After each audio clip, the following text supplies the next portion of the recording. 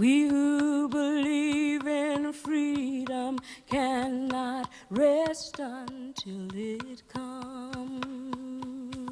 We who believe in freedom cannot rest. We who believe in freedom cannot rest until it comes. Born and raised in Nablus, Palestine, Rabab Abdulhadi is a longtime feminist activist and scholar who has made significant contributions to the struggle for Palestinian self-determination and the well-being of Palestinian women. She has participated in numerous organizations dedicated to fighting for the rights of Arab and Arab American women. In 1980, Rabab Abdulhadi moved to the United States. From 1982 to 1988, she was the Director of Political and International Relations at the Middle East Research Center in New York.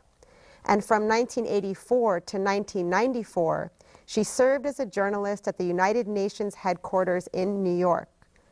In the year 2000, she earned a PhD in sociology from Yale University and currently holds an appointment at New York University at the Center for the Study of Gender and Sexuality. Rabab Abdulhadi was instrumental in founding the Union of Palestinian Women's Associations in North America during the first Intifada, or Palestinian uprising, that grew into 2,000 members and 29 chapters in the United States and Canada. Rabab Abdulhadi is also involved in a variety of coalition-building projects that make links between diasporic communities living in the U.S., U.S. communities of color, and women of color activisms. Dr. Rabab Abdulhadi has published extensively for the academic and mainstream presses, writing on issues of nationalism, terrorism, race, ethnicity, and the experiences of the diasporic Arab communities. She has authored over 70 Arabic and English language newspaper and magazine articles. And in 1991, she co-edited the text, Mobilizing Democracy, Changing the U.S. Role in the Middle East. Rabab Abdulhadi has been awarded numerous awards for her teaching and research. She is currently conducting research for the Gender and Sexuality Studies Center in the Global South Project. In September 2004, she will be Associate Professor of Sociology and Director of the Center for Arab American Studies at the University of Michigan, Dearborn campus. I'm Nadine Naber. We're here today with the Global Feminisms Project at the University of Michigan. We're here with Rabab Abdulhadi, Palestinian activist, visiting us from New York City. Welcome to Michigan, Rabab. Thanks, Nabi. It's very happy to be here. We're just going to begin by talking a bit about your personal history, and then we'll get into a discussion about your activism, some of your thoughts and ideas about activism and feminism, and then we'll close with some discussion about your journey as a whole and how you see it and how you see U.S. feminisms and global feminisms in general. Okay, sound good? Yeah. All right. So tell us a bit about your personal history. Where were you born? Where did you grow up? I was born in Nablus. It's on the West Bank in Palestine. At the time, it was under Jordanian rule.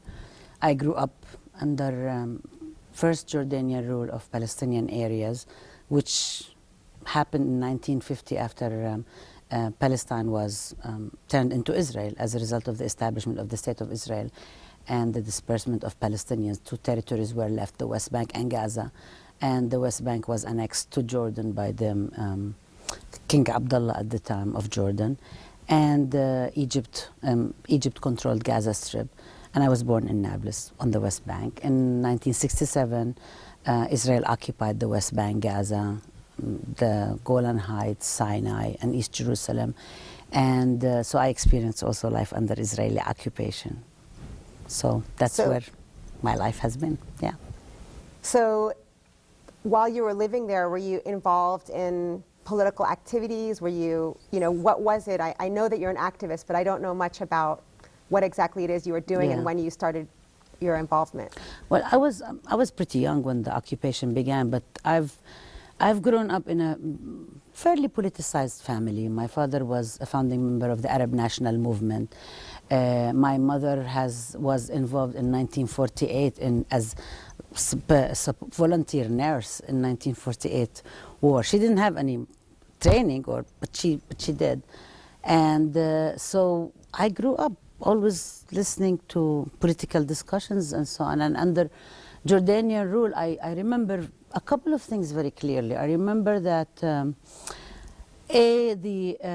we were not supposed to turn on the radio to Sawt al-Arab, Voice of the Arabs, which was the Egyptian radio station, because Jordanian Hashemite monarchy was not fond, to say the least, of the Egyptian rule of Jamal Abdel Nasser, who was one of the giants of the non-aligned movement at the time. So we would have to lower the radio whenever the Jordanian army patrols passed by, because some people were arrested and thrown into jail for that.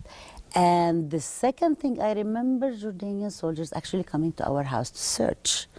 And I didn't know, I was too little, but I didn't know why, but I knew there was something not altogether. And of course, when I grew up, I realized that my father was active in the Arab National Movement, and that must have been the reason why.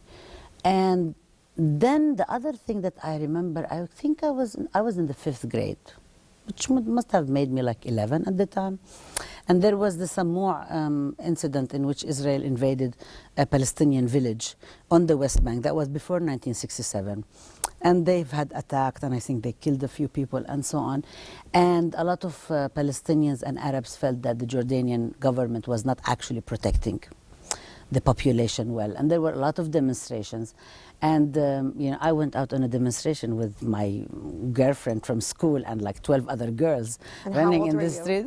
I think we were like 11 or 10, I don't know. We were walking in the street. Nobody was paying attention to us, but we were very proud of ourselves. We were kind of like solid activists. Nobody, you know, like little girls, probably they were laughing at us or something. But yeah, so this is part of this. But it was, I mean, it was.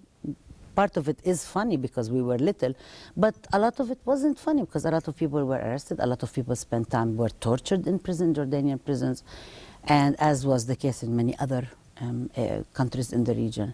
And so I've had this kind of like, you know, consciousness, I guess, planted in my mind since I was very little.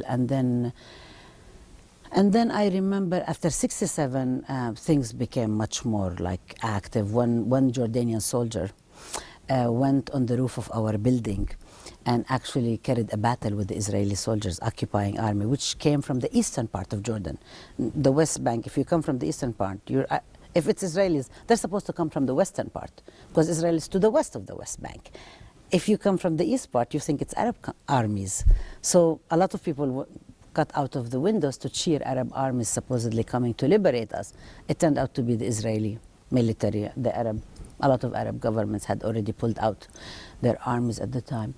And this young man had carried a battle with the Israelis and got killed, was martyred on the roof of our building. And I was 12.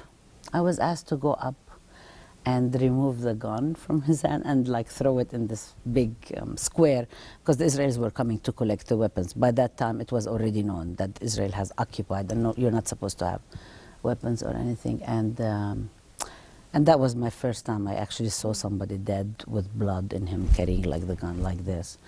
And he was not Palestinian from Jordan, he was Jordanian. I think from a village around Salt or Ma'an, I'm not sure, I don't remember anymore.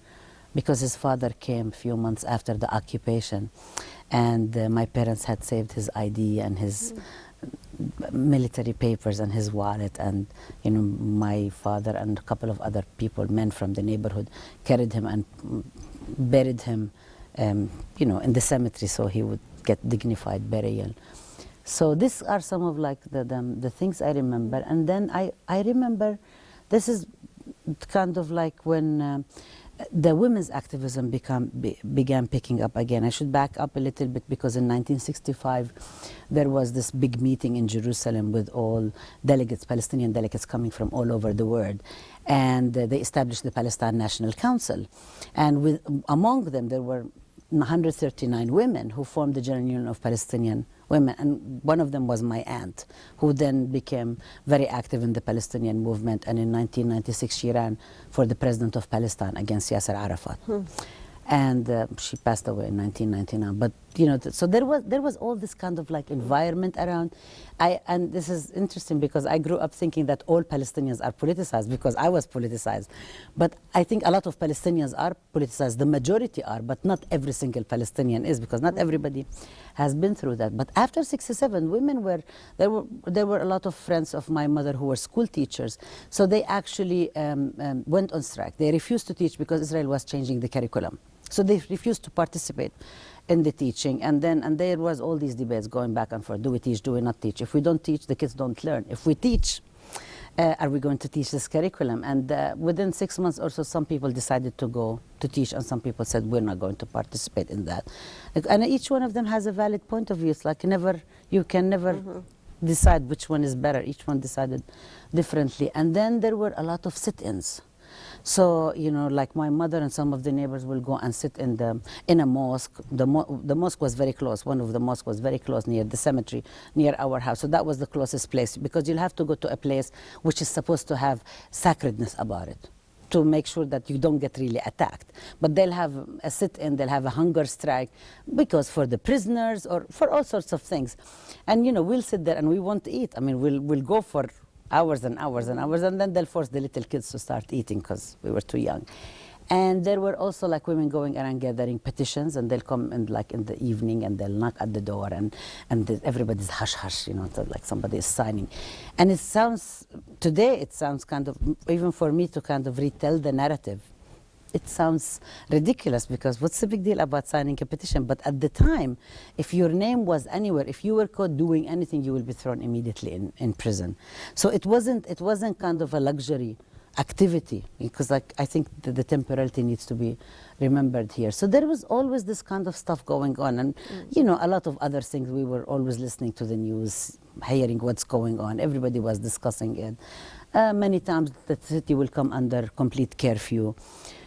We would be walking to school, and the Israeli soldiers would be parked in a patrol, and they'll start kind of harassing us little girls going to school.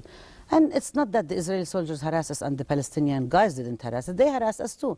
But with the Palestinian guy, I could just go tell, you know, my mom or my father that somebody is bothering me. And the next day, my father will drive me to school and just like will stop and give the guy a dirty look. He's not there tomorrow. You couldn't do that with the Israeli soldiers. Because, you know, you just have to like make sure that you'll go to the other side of the street. You have to avoid them.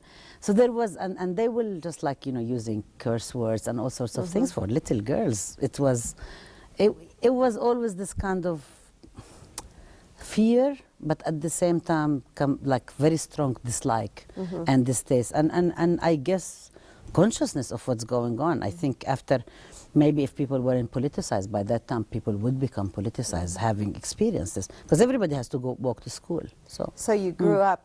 So by growing up under Israeli occupation, it's not one incident that leads you to become an activist. It's the ongoing situation of your entire life growing up. Yeah, and it's everyday life. Yeah. I mean, it's everyday life here to, you know, if you're poor and you every day you remember your parents or your mom or your father, if you have a single parent, worrying about where to bring the food and so on. It's the same.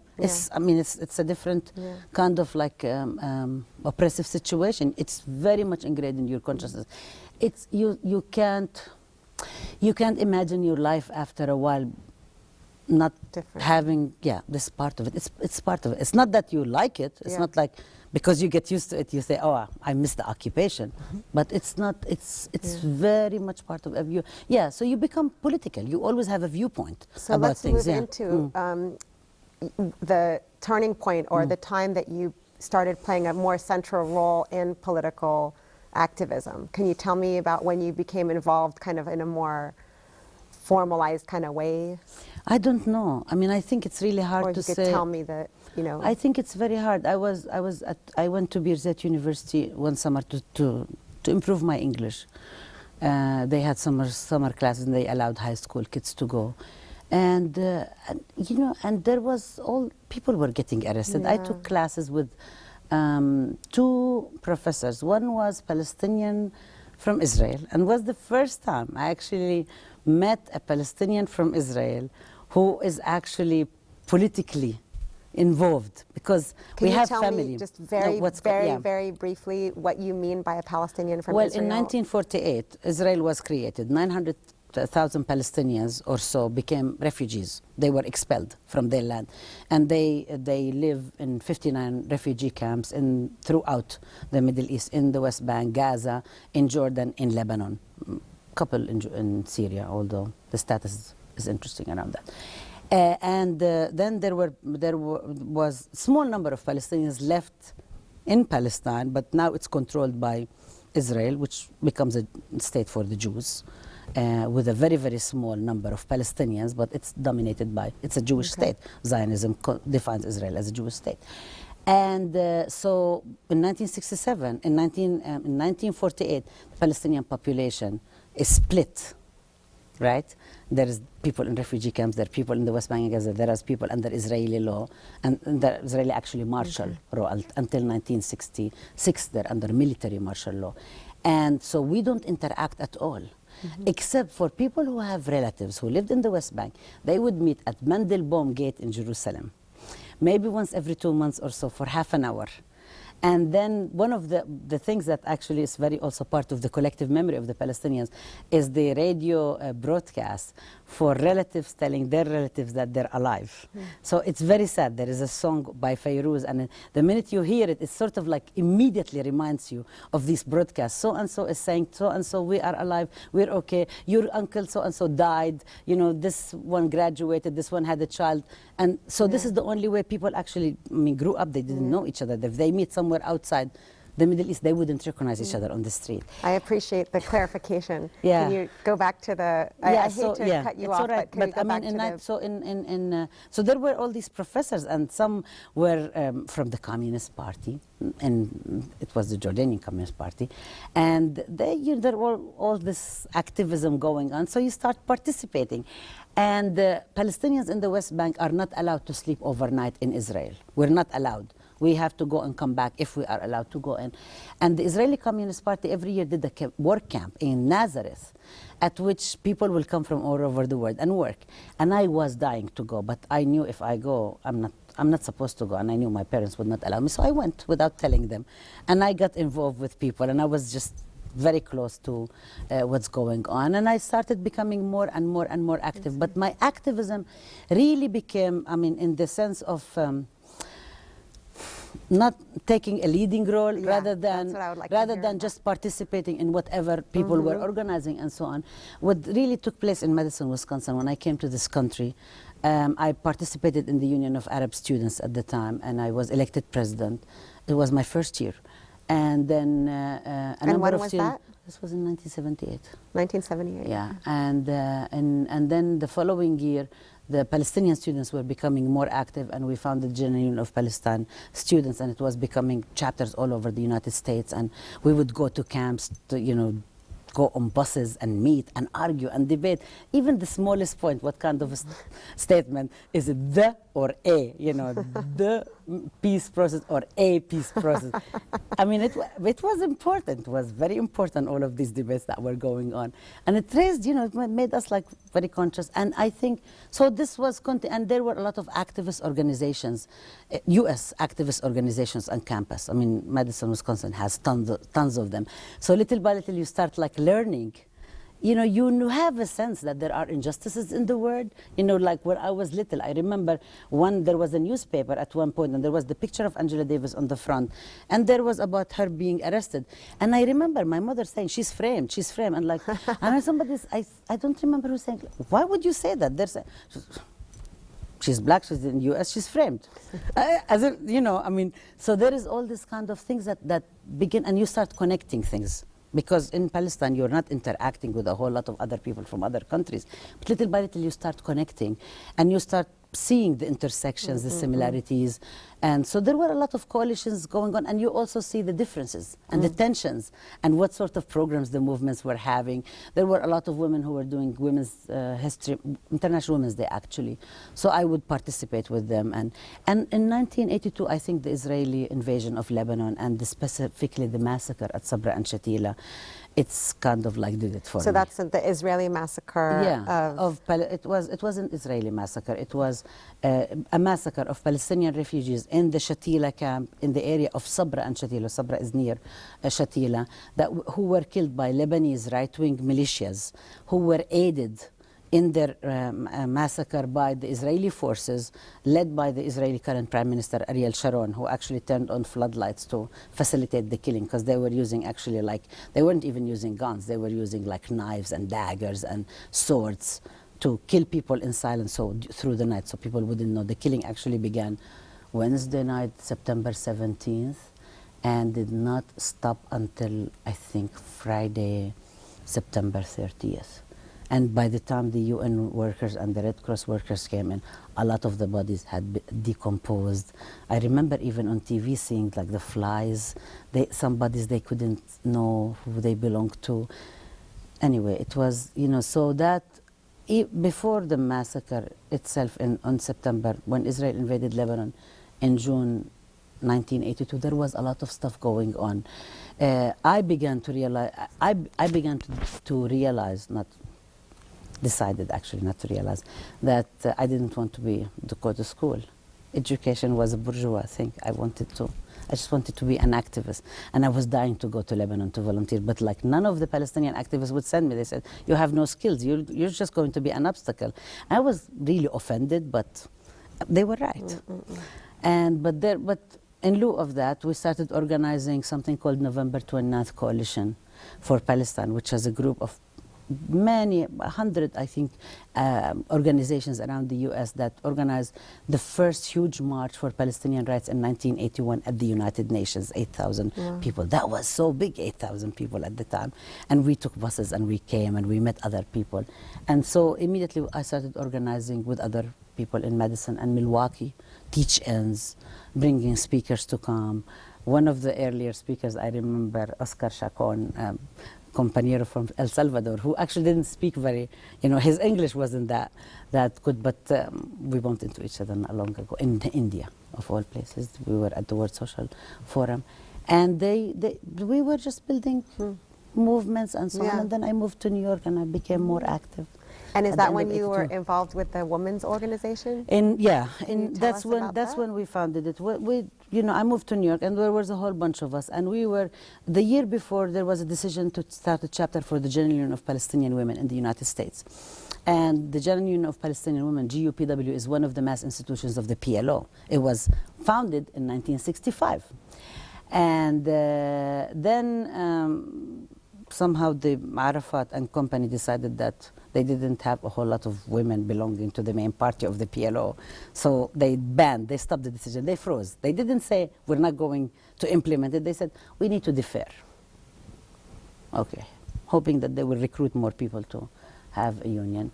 And and many of us... Who made the decision to freeze? Arafat and Fatah party, which is the status quo party, now the ruling party in Palestine, if there is a ruling party. And then we didn't have anything to work under. We didn't have like a group to work with. And we were trying to participate in International Women's Day. Again, in 1983, I had moved to New York in November 1982. And there were other women who were doing it before, but I can talk about the experience I participated in. And we will go to all the activities and nobody will let us participate. Everybody will say, you don't represent anybody. And then others will say, well, are you a nationalist or a feminist? We don't know. What you say, Palestine, what are you going to do? Are you going to fight against your men? And we're saying, yes, but we have to tell you about the occupation. And it wasn't going anywhere. So we didn't, I remember we sat around the table in Brooklyn, kitchen table, and we said, we're going to find a Palestinian Women's Association. We were getting invited to set the record straight. We actually got invited to Medgar Evers College at the time by Betty Shabazz, Malcolm X's widow and other women who were active there. I invited to Harriet Tubman High School in Harlem. There were a few places, El Centro, which is a Puerto Rican center at Harlem, at Hunter College, operated by a number of Puerto Rican activists and feminists. But in terms of like what would be called the mainstream women's movement, we didn't have.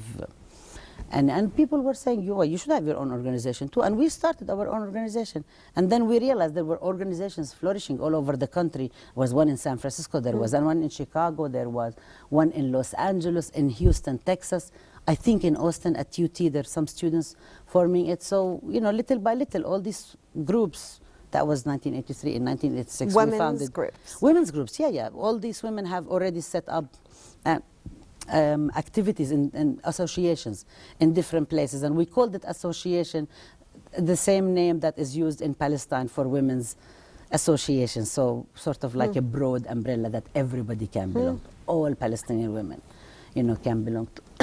And in 1986 we came together and we unified in the Union of Palestinian. That's why it's called Union of Palestinian Women's Association, not Union of Palestinian Women, because the associations retained autonomy. At the same time, we were unified in this national program, and thus the revolution began for us. I'm really interested to know about the issues that the association tackled. It was very interesting. In different places, there were different issues. And I think it depended on who was part of what. I know, for instance, when we would meet at the Union, the San Francisco women would come and they would say like, oh, so-and-so is working in a liquor store. And the women who were devout Muslims in Brooklyn would say, liquor store? Palestinians owning liquor stores? It was sort of, there were all the kind of like cultural, sensibilities and differences and so on that didn't mean much at the time. I mean, part of the Palestinian movement is democratic secular Palestine, democratic secular state, as an antidote, an oppositional position to Zionism, calling Israel a Jewish state. So the Christian, Muslim, atheist, what have you, it didn't really matter. And there wasn't that much religiosity at the time yet. But so we didn't, that wasn't kind of like a huge issue. One of the issues where there was a very big tension from the beginning, and I'm kind of like, now that I'm beginning to write about this stuff, it's coming to me to realize what the tension was about. There was a lot of tension around the whole discourse of modernity and modernization. Do you mind if I ask you, if you tell us a little first, for people who don't know much about the work, what were the issues that association was tackling?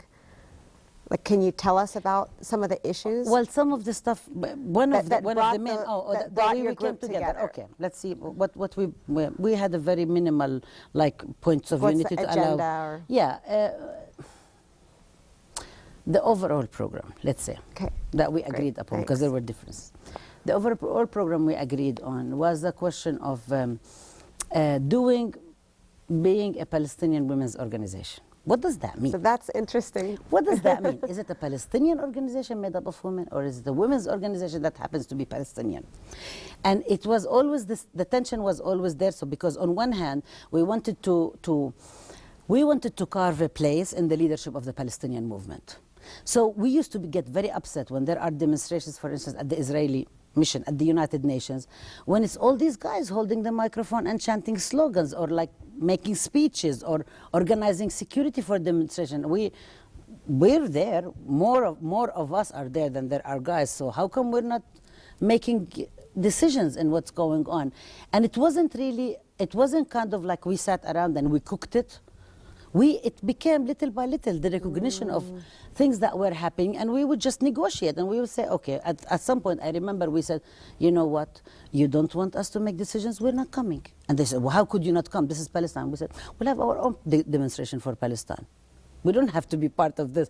And this was kind of part of the negotiations of how to make sure that we have some influence on the program, who gets to speak, who gets to participate, how do we take care of, like, because we brought a lot of children, not that, I mean, I don't believe, and a lot of us didn't believe, that women necessarily have to be linked with children, but that was the reality.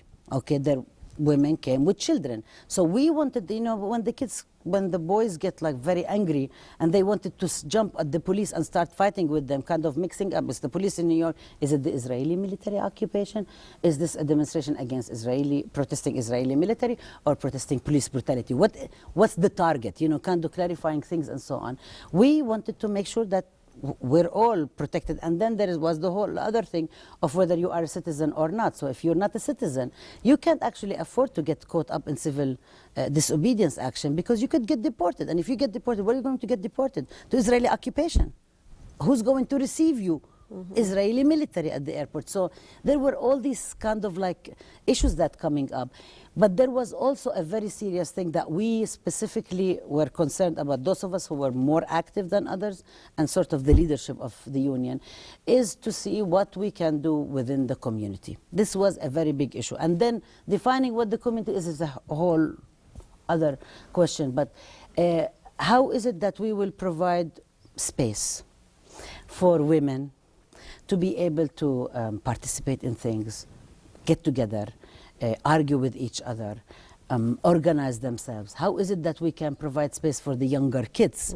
So we started doing Saturday schools to teach Arabic, geography, history. We actually had like a whole group that like they were 5 years old, and then I think they got to be maybe 12, 13, they dance the dabke, perform in public places, they'll go into huge demonstrations. And the dabke represents? Which is the Palestinian folkloric dance, which stomping, you wear boots and you stomp on the floor and so on. And then the kids were learning, you know, Arabic and speaking about things, arguing about things. And it really was an amazing space. And I'm, you know, even now, as I kind of revise the narrative in my mind, and I think about, you know, being self-critical of myself and my other comrades and so on, still, it was an amazing space. It was, I mean, at one association meeting, union meeting, we had 100 women standing in line to argue about one clause. I don't remember what it was, but everybody wanted to argue. They made the trip,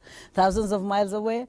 Nobody was going to take that you know, that right away. She's standing in line, you know, waiting, and everybody, like Arabic, English. The people, some young kids were speaking in English, some people were speaking in Arabic. Some women were wearing the thobe, the Palestinian traditional dress, you know, the embroidered one. Some women were wearing like pants and some women were wearing hijab, some women were not.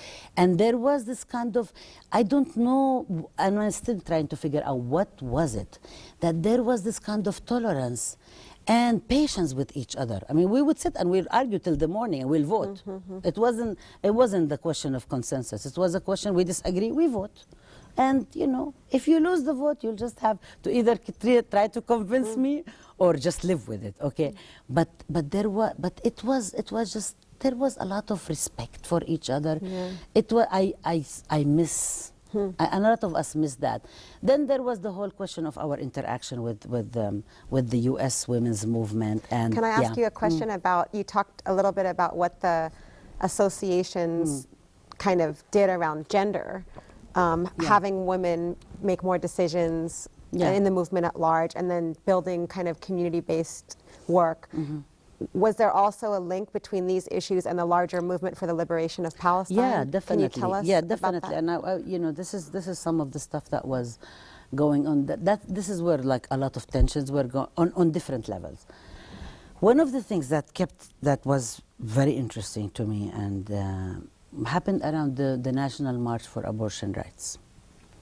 It was called the National March for Reproductive Rights, but I really call it National March for Abortion Rights because it was NARAL and Planned Parenthood and most of the slogans were have mercy on Mother Earth, zero population growth, you know, because the people of the third world are going to grow so much, so take over the world, so we have to minimize the numbers.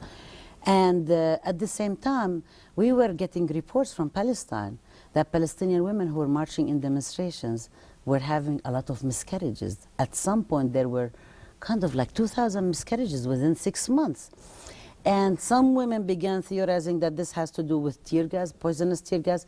The link was never established, actually. Physicians for Human Rights tried to establish, but they said something is going on, but we don't have enough time to do the research and so on. And we were trying to figure out how to articulate that. And on one hand, there is the whole question of, some of us, we really wanted to talk about reproductive rights. To have or not to have children. Not for the US women not to have children and Palestinian women to have children. And of course, we're talking about the US women now. We're thinking along the monolith of thinking about US women as all white, middle class. You know. But then, as we were beginning to figure out like what to write, we wanted to write a leaflet and talk about how it was, I think, Reagan administration at the time. They were issuing all sorts of judgments against women. They were like nasty and sexist, and at the same time they were also funding Israel to use weapons to kill us and to poison people and so on. And at the same, so we were trying to figure out what position. What do we do? Do we talk about this? Do we not talk about it? Some of the women in the union were against abortion. They didn't think it was right, either on moral grounds or on religious grounds. Other women thought it's fine, you know, just go have the abortion, move on with your life. So there is disagreements, but it's one thing to have an individual disagreement. It's another thing to carve a position for the union. I mean, this is the group that represents us, 2,000 women, you know.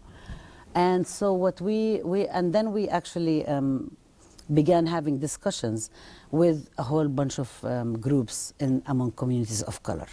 I think it was the Coalition of 100 Black Women at the time, which came out with a statement around sterilization abuse and around reproductive rights, and so sort of, you know, allowed us to be able to have this kind of information and how do we articulate the position. So that was something that was resolved in a way that wasn't too stressful. But the other thing that almost split us was the question of North Plant. We were having a meeting for the newsletter of the Voice of Palestinian Women. This was our newsletter. I think we used to put it every 2 months. The editor used to live in Detroit, Michigan, Julia Raheb. Professor. She was professor here at one of the colleges. And so one woman came, and she was from Chicago, active with a lot of groups of activists, of feminists of color. And she said, we have to talk about this. This is horrible. They're putting them in our communities. They're sending them, dumping it in the third world. We have to say something. And other women were saying, no, we're not going to say anything about this, because if we say something about it, women who may want to have an abortion will stop having birth control. So we're actually, you know, contributing to backwardness. I mean, this is, so it was, you know, back and forth, do we put it? And actually at the end, the vote was not to put it. So we didn't write anything about it. So this wasn't the resolution in a, you know, good way, the way, according to my view. So there were all sorts of like ways to figure out how to do it. Another big issue was what to do with Hanan Ashrawi. Because Hanan Ashrawi was at the time the Dean of Arts and Sciences at Birzeit University. She has a PhD from Columbia University. She was Edward Said's, the late Edward Said, professor at Columbia University, the author of Orientalism, who coined the phrase, a great intellectual. So she was the dean, and she became the spokesperson for the Palestinian delegation at the Madrid Peace Conference in 1991, which it was supposed to produce an international conference to resolve the Palestinian-Israeli conflict. But then there was something cooking secretly in Oslo, which became later the Oslo Accords, which basically destroyed the international process, the multilateral negotiations. But she became very well known because she was very articulate. There was another person, Haidar Abdulshafi, a doctor from Gaza, who was the spokesperson and who actually was very articulate.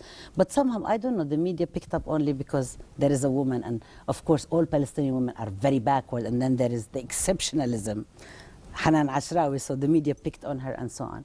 And so after a while, Hanan became very well known. She became the spokesperson. She ended up joining the Oslo team, and she was coming to Washington for negotiations. And Hanan, and so those of us in the US, wanted to bring Hanan to speak in the US. The Palestinian women with whom, the grassroots activists with whom we have contacts in Palestine, didn't want us to bring Hanan, because they kept saying, why she never threw a stone, she never went into demonstration, why you're bringing her? You know, why are you promoting her?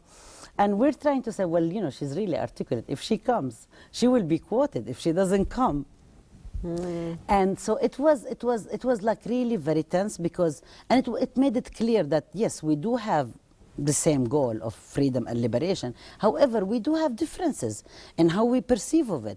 And it was also the question for us is not only why do we do what we do, but how do we do it? In the process of doing your activism, do you compromise? Because we did not have disagreements that, Hanan, she wasn't a grassroots activist. She did not get her authority or her legitimacy from the grassroots, although her rise to fame was reflective of the cumulative struggle of the Palestinian people, but she wasn't accountable to the women. I mean, she wasn't. She became a minister, so was Jihad, so is Zahira Kamal. They're not accountable to the women whose interests they're supposed to represent. So this was a very big dilemma that in the end we ended up bringing Hanan to the National Organization for Women. They had their 25th anniversary, and anyway they would not have taken a grassroots activist. So we suggested Hanan, and Hanan was quoted in the New York Times, in the media, and so on, made a lot of statements. But at the same time, for our conventions, we continued to bring the grassroots activists, because for us, so I mean, they never forgave us. Every time, I or other people bump into our cameras, they say, you brought Hanan. And, I don't know, this is what happened. I don't know if we would have done it again had we been faced with the situation again. But I think this also shows the contradictions of activism, of movement building. That things are never clear-cut. You can't just say, oh, this is good and this is bad, and so on. You can only say that if you don't do anything. You can pass all the judgment you want. But if you're really involved, things are much more complicated than the simple way of dealing with it. So this was a very big issue. Thanks. I think what I'm going to do now is shift to some different historical moments in your activism, so that we'll have time to talk a little bit about your views on some of the concepts like feminism and transnationalism and all that. So it seems that your work with the association was during a certain historical moment. And what I'm going to ask you is to tell a little bit about the historical shift when that organization's or that association's work faded out. So we could start with that, and then I'm going to ask you about your more recent work and how your activism has shifted with new and different historical moments. So can you tell me about how the union continued being very strong and active and conflicted over all sorts of things, with membership. Who are the members? Are the members Palestinians or Palestinian identified? And what is Palestinian identified? It's a very loose thing. But what's Palestinian? Is Palestinian a woman of Palestinian parents? Half? One parent Palestinian or not? Married to a Palestinian?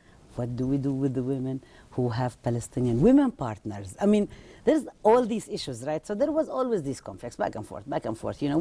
We fought, we argued, we screamed at each other. They were there. The thing that really broke us was the Oslo Accords. The Oslo Accords in 1993 really did the union in, and 2 years later we actually decided to fold. Part of the reasons a lot of our members went back to Palestine. The Oslo Accords is... The Oslo Accords in 1993, this was the secret deal that was being cooked in Oslo as the Madrid Peace Conference was being held for international negotiations. There was a group of the Palestinians led by Abu Mazen, who was elected prime minister and had to resign because he failed at his mission, the US and Israel basically appointed him, even though the Palestinians appointed him. He was their choice. And he wasn't, by the way, by himself acting. He was acting on behalf of Arafat and others. And the Israelis, at the time, it was the Labour Party, Rabin and Yitzhak Rabin, who was later assassinated, who became very famous in the first Intifada, calling for the policy of might, force, and beatings, breaking the bones of young kids, so they wouldn't throw stones, so they will be incapacitated for 3 months while their arms heal. And there was this famous video of CBS of 2 soldiers, breaking 45 minutes. I mean, it was on TV. Anyway, he got the Nobel Prize. Peace Prize. Yeah. And so the Oslo Accords in 1993, they signed it, the Israelis and the Palestinians, on September 13th, 1993, at the lawn of the White House. Clinton was supposedly the neutral observer. blessing the thing. And what happened, and it produced Palestinian self-rule arrangements on the parts of the West Bank and Gaza, divided the West Bank and Gaza. Palestinian self-rule. Self-rule meaning only Palestinians rule themselves. It's not. It's exactly what it is. It doesn't mean government. It doesn't mean independence. It doesn't mean Palestinian passport. It's actually what they did is they took the Israeli IDs that Palestinians had and they converted them in Arabic. But the number is the same. I mean, it's exactly the same, and it has Hebrew in it, and it says that it is issued with the permission and approval authority of the Israeli civil administration, supposedly. So I'm going to move you back, but in a nutshell, it's an agreement that basically legitimized the occupation of the West Bank and Gaza. But instead of having the Israelis policing the Palestinian cities and towns from which Israel withdrew, they had 13 Palestinian security agencies that policed the Palestinians. What this produced is that, on one hand, it produced Palestinian, Israeli free areas, to which some Palestinians who were living in the U.S., especially recent immigrants who came in since 1967, could actually go back, could go back to their homes and so on. And there are some families who did not want to bring up their kids American, your research, so they took them back to teach them Arabic, put them in schools and so on. And there were also some Palestinians who were so disgusted with the process that they've decided they didn't want to be involved anymore, demoralized. A lot of people were demoralized. There were some people who not wasted, I would say, but invested. Most of their youth, in activism and so on, they got to the point where they're middle-aged. They don't have jobs. They don't have anything. They don't have anything for their retirement. And so they started to take care of their own affairs because there was no more this collectivity that to which they can turn for support. So what happened to the organization? So the union basically it's all this kind of like the richness and it was incredible organizing during the Intifada. I mean, it was just incredible. People, everybody. Well, not everybody. And that was during the time of the first Palestinian uprising. Intifada, which began in 1987.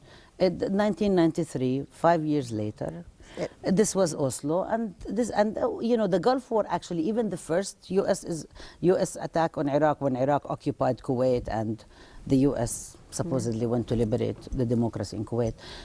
It did not actually weaken the union, but it was Oslo. Oslo really, did us in, and so we basically there weren't that many people around. There were all sorts of, things. A lot of the people in the U.S. peace movement thought that it's finished. They said, "Why are you still talking about this?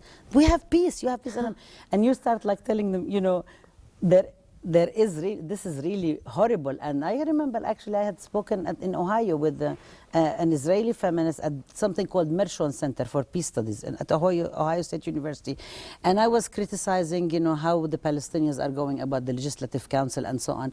And the Israeli speaker jumps at me and she says, well, and I said, well, we deserve democracy like everybody else. And she jumps at me and she says, no, but you have to, take your time. You have to be patient, or Arafat. You guys are not used to this. You need like baby steps and so on. You're not used to democracy. We're not used to, and people in the audience are agreeing, and I'm like, there's something wrong here. So there was all of this stuff that was going on. So it's basically, there was no support. We folded, and a lot of people continued active on all sorts of issues on local, but there was this kind of thing that brought us all together once a year, and we had all these committees. We will meet in different places. We would go to all these international conferences, 8, 9, 10, and we all had papers to present and arguments, and we had banners, and we were really. It was a revolution. It was, but it's okay. It's a privilege to hear about it. The torch lasts. It continues. Well, I know that since that time you've continued your activism in all kinds of different ways. And I'm actually going to jump us to some more recent historical moments that, there was up until the second Palestinian uprising, which started in November of 2000. Can you tell me how your activism has been? And during that time, you went to school. I went back to school. You finished your PhD. BA. Well, first my BA. Your BA, okay. Yeah. And I wish we could hear everything, but we're going to kind of hear everything. It would be interesting to hear about that period during the first Palestinian uprising, not the first, but the big Palestinian uprising of '87 till the Oslo And now if we could talk about the second Palestinian Intifada, which was more recent, November 2000, and then after that was September 11th. So it'd be interesting to hear about your activism in these times. Well, I was in different places. When I was a graduate student, I worked on the academic freedom campaign for the Palestinians because Israel was already instituting closures. And you went to graduate school at Yale University. At Yale University in sociology. In sociology, yeah. And the Israelis were putting closures, preventing students from getting to their universities. This was before September 2000. People think that all the closures began in September. This was right after Oslo. I mean, Jerusalem got closed up. Gaza became a big prison. Palestinian Gazans couldn't come and go. So there was a big campaign to allow students, for instance, from Gaza to reach Birzeit University so they could actually have classes. And if they're at Birzeit, they had to stay for 5 years until they graduate, not see their parents, because if they go back to Gaza, they may never get to go back to classes and so on. So, there was a big So there was a big campaign, and I was one of the coordinators in the U.S. For that, and doing things not as much as I was doing before because I was a graduate student and I had all these requirements that I had to do. But then I also went to Palestine, and during my field research, I taught at Birzeit University Women's Studies. I got involved in all sorts of activism as usual. And then in September 2000, I was actually at the American University in Cairo. I had graduated. I was teaching at the American University in Cairo. And, little by little, I started getting involved, which was really weird because I'm a Palestinian with U.S. citizenship in Cairo. This is the first time that I'm in a position of power. I'm not the student who's asking everybody to go on strike. I'm actually the power. But at the same time, if I mobilize my students, the administration may think that I'm the one who's mobilizing them, troublemaker professor. And so it was a very interesting place to find myself in. I mean, I was active. I kept going back and forth to Palestine, interviewing people, coming back, speaking about it, coming to the U.S. a few times speaking about this, organizing my students to go to a trip during a class to Palestinian refugee camps in Lebanon, getting to know, the students and so on. And when I came back to the U.S. a year after, of course, lo and behold, September 11th is the first day of my first lecture in Introduction to Gender and Sexuality at NYU. And so it was very interesting. The whole environment, it has changed, but it hasn't changed drastically in the sense that everything was wonderful before and everything became horrible after. It just, a whole lot of things that were hiding, that were below the surface, came to the surface. So, so people were actually, the U.S. dominant discourses could now practice discrimination and racism against Arabs without license. Now they can go get away with it, and they could say it, and it actually not only it wouldn't be reprimanded, but they will actually be hailed as the great patriots, for doing something that's their nationalist duties. So it was completely different ways in which we had to respond differently. So, a whole number of people, you included, me, and a lot of people, we had to jump in, and we had to, be speaking and explaining what's going on and making the linkages, and at the same time, not necessarily as we talk against anti-Arab discrimination and Islamophobia and all the things that were happening after 9/11, at the same time clarifying that we're not actually defending the oppressive regimes in the Arab world. We've been against them all along, way before the United States remembered to come up with its own project of remaking the Middle East. All along we were against it. So there were a lot of activist activities going on, conferences, demonstrations. And so, where does the kind of gender component come into this recent wave of your activism, kind of the post-2000 activism of Rabab Abdulhadi? I don't know. I think it's just kind of like, you keep reinventing yourself in all sorts of ways. And I think, one of the things that was always, kind of like nagging in the back of your mind, and I know talking to a lot of activists, it's the same thing, that on one hand, you want to talk about women's liberation, you want to talk about women's feminism and so on. At the same time, you know that if you are part of an oppressed community, it's not only women who are oppressed. And so how do you articulate that? It's very difficult to come up with that, especially when you are dealing in a context which likes to organize everything in neat boxes. So you have to be either a woman or a Palestinian, And you get into the schizophrenic, act trying to actually accommodate this, because you can't be. What you are is you're informed. Your actions are informed by everything that you are. It's not by one thing as opposed to the other. Something that Kimberly Crenshaw talks about, how she went as a black legal feminist lesbian scholar. When she goes to different spaces, she's expected to check off part of her identity at the door as she checks out her coat. You can't do that. It doesn't work. But one of the things that has troubled me, especially since 9/11, is this extreme attack against men, Arab and Muslim men, specifically targeted. Yeah. And the need to actually articulate a gender analysis that addresses this victimization and targeting of Arab and Muslim men, and at the same time also acknowledges, recognizes, and theorizes, and comes up with agendas for women's liberation. Because it doesn't disappear. Women's oppression did not disappear. Let's say, I don't want to say doesn't because it becomes ahistorical. Did not disappear with the targeting of men. But we need to kind of like think about beyond essentialism. But it's one thing to say beyond essentialism. It's another thing to actually do it. Because it's much easier to theorize than to say, well, this is how things appear, critique them, write very smart piece and move on. But how do you do that? And I think it's a very, very tricky game, because on one hand we see how it is that the US, and especially, and I'm not even talking about the US government. I'm talking about US supposedly feminist organizations whose main thing is gender apartheid in Afghanistan, okay? And I'm very, very troubled by these slogans. It's even the use of the word apartheid in this particular context. What does this mean? But and the way in which they jump on the bandwagon, and it's always like saving brown women from brown men, and kind of like never being self-reflexive about what's going on here, and as if thank God we're in the United States because women have arrived. They are not only equal, they're actually better off than men. Everything is wonderful.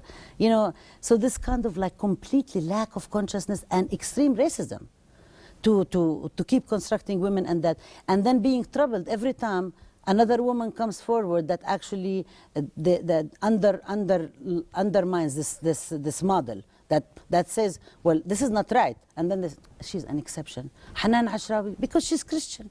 Of course, she will be a feminist. And she's not Muslim. Yeah, there is always one reason or another. Why is it? Yeah. It's like no accounting for. There are patterns. Okay, so there is this question about this whole question of what I call imperial feminisms.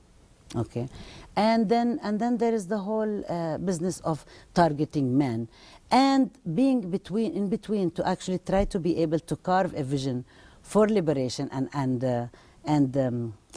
action for liberation, and at the same time be able to say that, look, this is what's being Arab women and Muslim women are constructed as supposedly the antidote for moderation and westernization and modernization in the region against these backward Arabs and Muslims and civilized and so on. And I think, and it's really troubling to actually deal with it here. It's very difficult.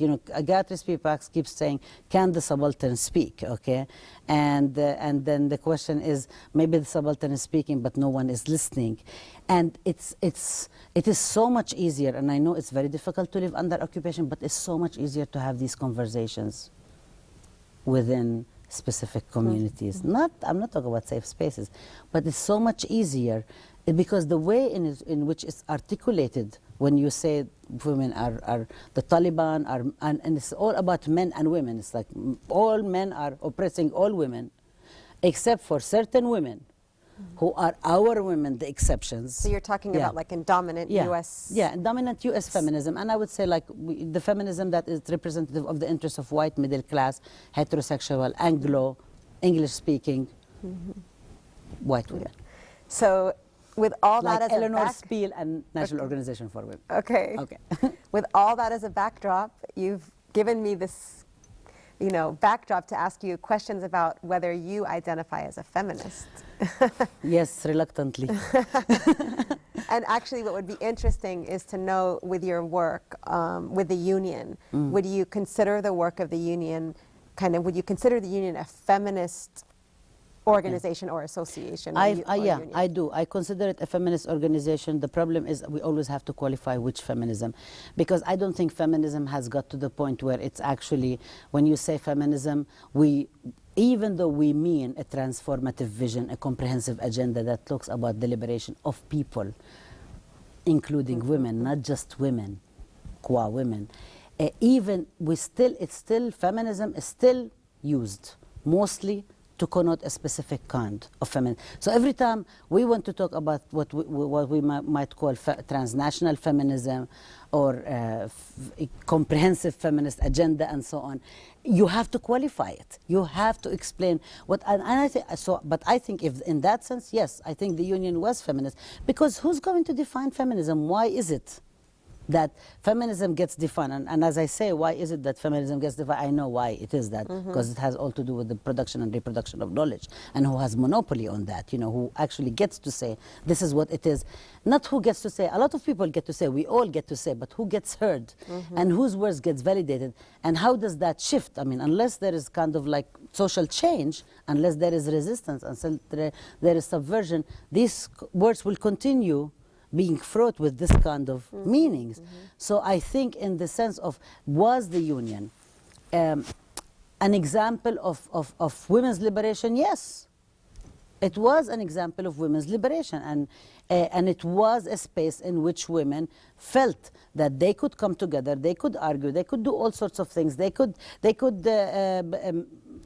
start gaining some economic independence, those who are not, and not all of us were dependent on the man, the fathers, the brothers, the husband, what have you, the son of the family. Not everybody was, and I'm not talking not everybody was. I'm not talking those of us who were independent. Not necessarily are the ones who are English speaking, who go to the universities, who are academics. It is not that neatly organized, okay? But yes, I think it was a great feminist space, and I think it was one of the best feminist spaces that makes it so possible for you to actually talk with other people. Because if there is this attack against the community, and there is this attack against Palestine, and there is this attack against women and so on, you cannot afford not to be tolerant. You cannot afford to monopolize the truth. You cannot. You have to be able to talk with other people and accept what they're saying, and say and expect them to also hear you out, because that's the only thing that you have. And that's the only way you can move. But you have to start shifting your thinking of according to whom you're defining your agenda. Whose measure? Whose standard? What is it? How is it that we can say this space is feminist or not? By the extent of women who's not wearing the hijab? Is that? The hijab meaning the headscarf that women wear, that could be a sign of Islam, a sign of cultural expression, whatever, yeah. So you're kind of getting into a discussion about, you know, your vision for, for feminist practice and for maybe Arab and Arab American feminism in some ways. Yes, and I think we have different feminisms also. But I think in the bottom line is we really have to have a comprehensive agenda. I think what it's do you impossible. mean by that? A comprehensive agenda. I think you cannot have gender liberation when you continue to have class oppression, when you have racial oppression, when you have sexual oppression, when you have all these systems of domination that exist. So you may be able. Some women are liberated in some aspect over another, but for those of us who are actually at the intersection of these different systems of domination, so I may be when I walk down the street, I may be thought of as, I could pass, let's say, not as, but I could pass for not being Palestinian. Until people see my ID and the Abdul comes out, and then people say Abdul, they don't even say the whole name right. And that's when certain things start happening that may not happen to another woman who may be brown like me in a specific context. Yeah. And so but I think unless we understand that, we understand the connections between them, and we understand that it is not really about all women's liberation, that it is about a notion of eliminating gender hierarchy But that's a long process, A. And two, it shifts. Gender hierarchy shifts in different contexts. It means different things. And it's always mediated and it's always structured by class, by race, by sexuality, by age, by ability, immigration status, what have you. So I think this is the way to me, this is what it means. I don't think I will ever be free if Palestine continues to be occupied. I will never. Because I'll never be able just to talk as a woman. I'm not just a woman. Yeah. There's so many more things to me that it is just one part of who I am. And how would you link that kind of vision, or how do you link your work, or do you link your work with other women's organizations or other feminisms in the U.S.? Well, I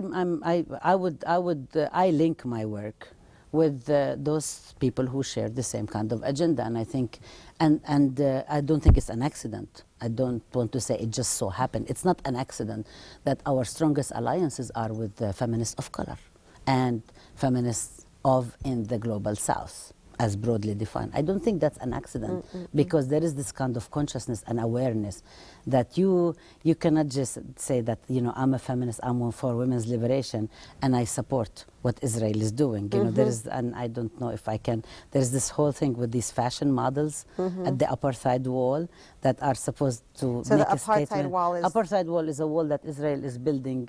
First they claimed that Israel was building between the West Bank and Israel to prevent Palestinians from going into Israel to carry out suicide bombing.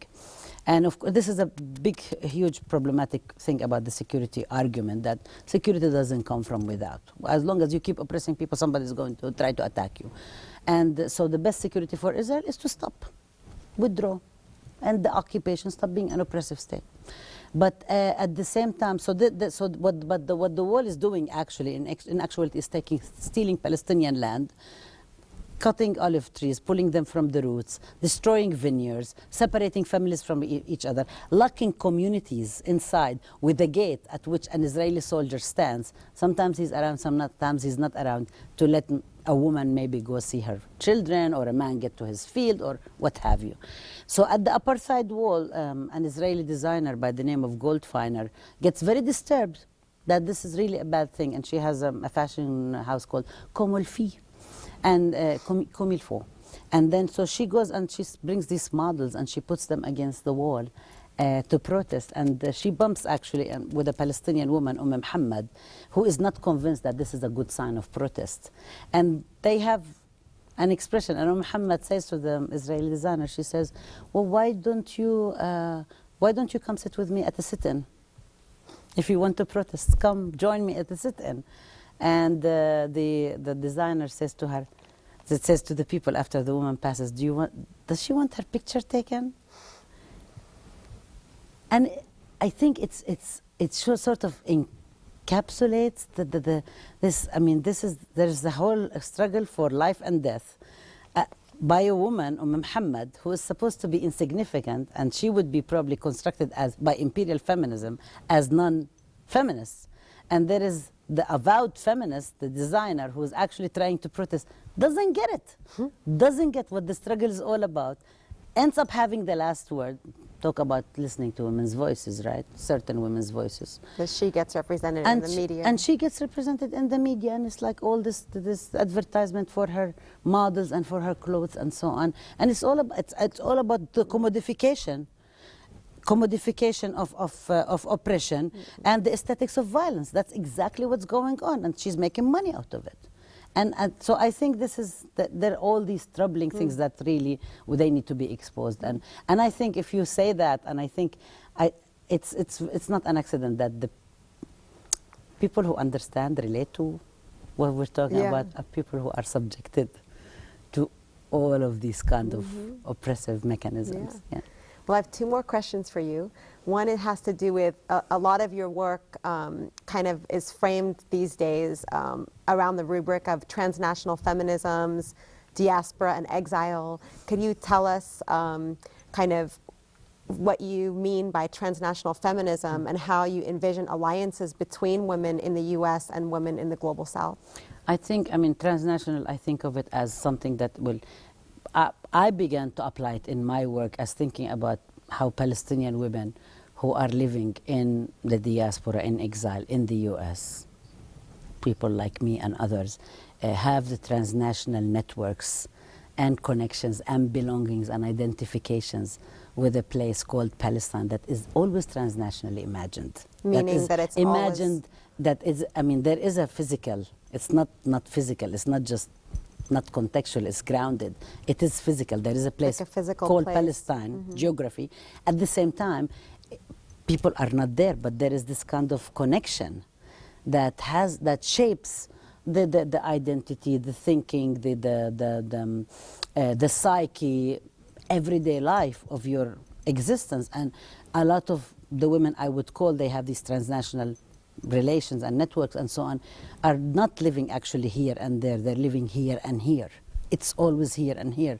It's, you could be physically here or you could be physically there, but there is this kind of, and it's not, I don't want to call it divided loyalty. I think there is this kind of connection, and I think it is transnational. When we apply it to Palestine, it is not just national, and national can never apply to Palestine anywhere because we're scattered all over the world. And so there is this, but I think transnational feminism, sometimes it's not, I think it's not used in the way it's supposed to be used when people call transnational network, just to say that there is organizations here, NGOs and so on. But I think it's the women who actually, the feminists who recognize that there are alliances to be made, that there are commonalities, that there are differences, and there are commonalities and possibilities to build alliances across borders without erasing the borders, while acknowledging that there are physical borders, that if you cross the borders virtually, doesn't mean that they're gone. They're there. The wall is there. It doesn't go away, okay? So, but can you envision that there are possibilities? Imagine a different world.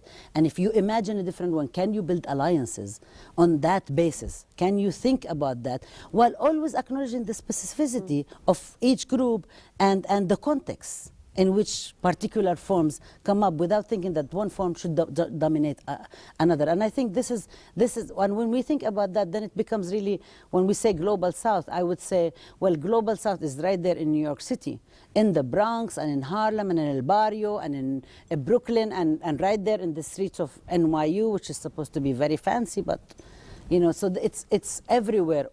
Always when we think, if we think about South and North, we don't think about them as like, forcefully divided geographically and distinct and discrete units, that there is a lot of fluidity in them, but we recognize how they are structured in terms of oppression.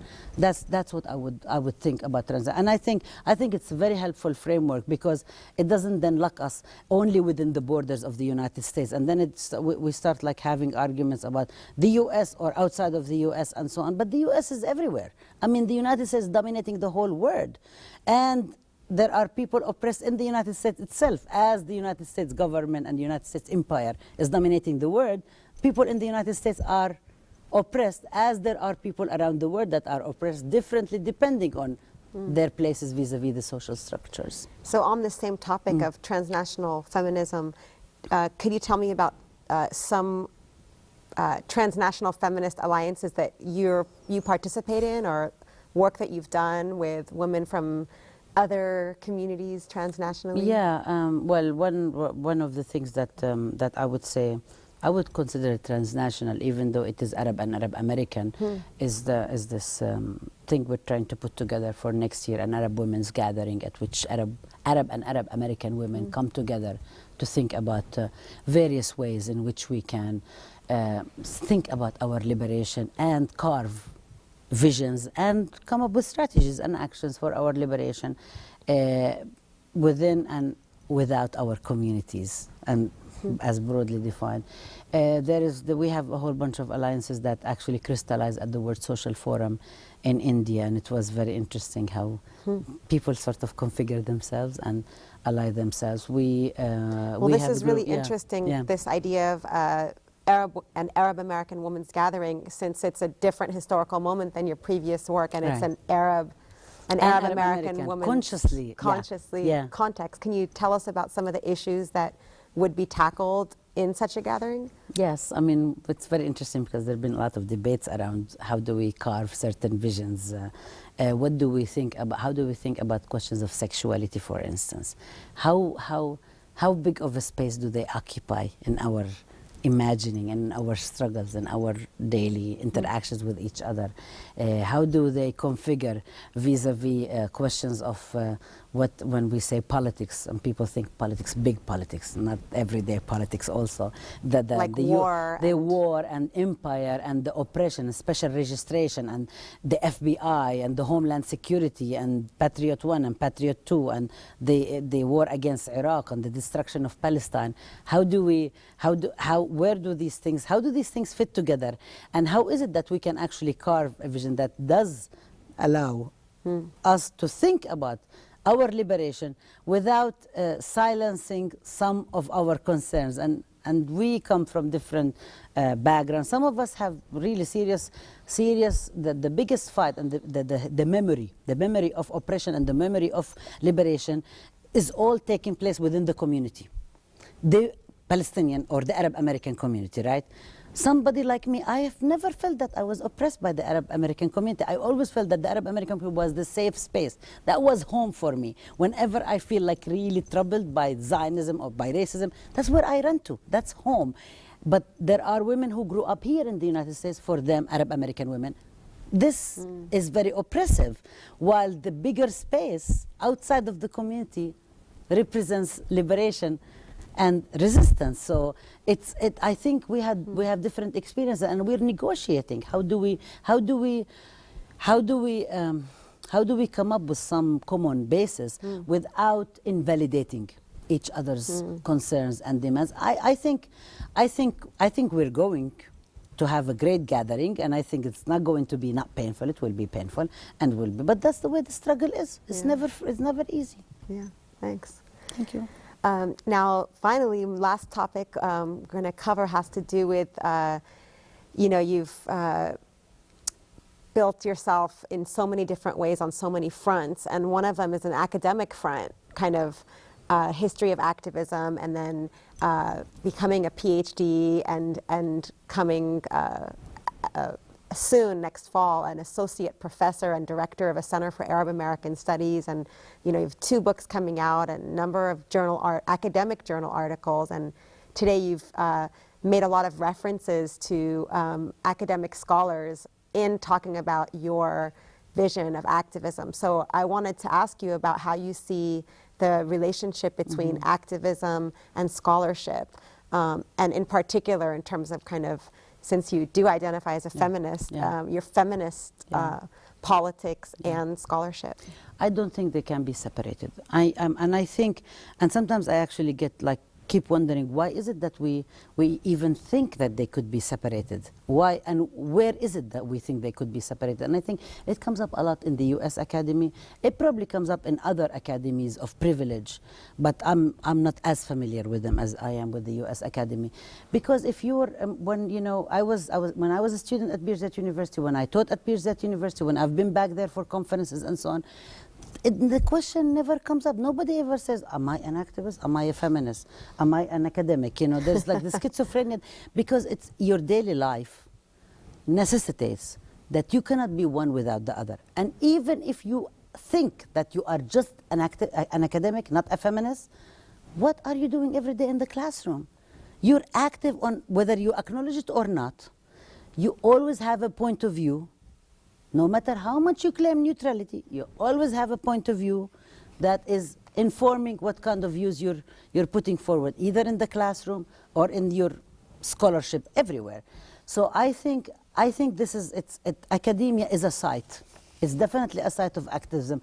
I am not going to get into the hierarchy, what's more liberating, the street or the academy, because for whom the street and for whom the academy, it all depends on the context, on the history, on the particular group we're talking about. So, in the United States, the street, you can get a permit, and then any professor who signs a statement for divestment from Israel, who is not tenured, at the U.S. Academy, at which there is a Zionist influence in some places, that professor may not last for a very long time. I mean, so Sometimes walking in a march is not really more costly than doing this particular act. Sometimes walking in a march may get you killed. And it happened in the United States, it happens elsewhere in the world. So I think that all our actions have a component that will impact what sort of things happen in life. We impact our own lives, our colleagues' lives, and our students' lives. So so I'm going to be the director of the Center for Arab American Studies. So am I going to forget about the question of gender and so on? So it's like, oh, we're all Arabs. And in our Arabness, there are no differences. We're all equal, we're all, you know, the sort of unimagined community of equal comrades, horizontal membership, that, as Anderson calls it. But there are differences. Of course, there are going to be differences between, you know, on average, women and men as structured by the gender system, that we need to acknowledge it, take account of it, and think about where do these women and men are situated in different systems. And I mean, I know, like, an immigrant man has it worse off to start with than a woman who is a citizen, who has a citizenship. Because today, as I said, immigrant men, Muslims and Arabs are targeted. So I think we need to be aware of that, and at the same time push for activism. I mean, I would encourage my students to go and join the Arab Women's Gathering. I will encourage my students to be active. And some of the programs that I'm actually hoping to institute in the program is to actually get students to require for the major to have a portion of community service. That nobody is going to graduate, even if they have 4.0, without having served the community. It's not going to work. And I'm talking about the community as broadly defined. That you have to do community service, you have to go, you can't just like spend all your time in the books, be bookish, and then expect that you're going to graduate and go to college and then become the authority on knowledge to decide and theorize about the people's lives who did not serve in the first place. It's not going to happen. May happen elsewhere, but not at this center. And so vice versa, your academic work also informs your scholarship. Yes, my activist. Pardon me, your academic work also informs and shapes your political work. Yeah, definitely, because you're feminist. I think theory is really important. I think that if we think about activism as just doing without thinking, because we're always thinking, we're just claiming that we're not thinking. I think it's really important to learn together. I think it's important to read together. I think it's important to figure out what we're doing and what each action entails. What does each action cost us? What are the results? What does it mean for us? What sort of people does it make us when we choose to do this or choose to do that, and so on. And so I think they're very much linked together. And I mean, what Gramsci talks about, the organic intellectual, I think this is a responsibility that we have in the academy. I mean, we are in a place where we can actually, we have the luxury to make certain things accessible and to also act on behalf of our beliefs and the people with whom we identify. So in wrapping it up, I wanted to ask you, when you think about what brought you here today, can you depict, how would you depict the journey that kind of brought you to the point that you are today? I keep thinking about my activism, actually, and I keep thinking about, I was having a conversation with another long-time activist 3 nights ago, Hanan Amiri of Access in Detroit. And we both agreed that we do not regret. We have no regrets because we would have never gotten where we are now had we not done what we did before. This is kind of being involved and really believing, and we still believe. And this is another thing, is just like people say you have to grow up and you stop, and I don't think it's about growth. It's about actually believing in justice. And if you believe in justice, it doesn't stop at a certain age. You graduate from believing in justice and then you say, I grow up, I'm retiring. You can't. This is a belief that you have to continue. If you believe in it, you have to do something about it. So this is what brings me here. It's this my activism, my involvement, which I have the honor to be part of, is what makes me who I am today. And I owe a great deal to all those people who taught me this kind of activism. Well, I'm extremely moved, and I've just learned so much. I'm speechless, so speechless that we're going to wrap it up. Thank you so very much for joining us today and being part of this project, and your participation has been invaluable. Thank you for all the amazing questions you raised in the comments. Thank you, Rabab. Thank you very much.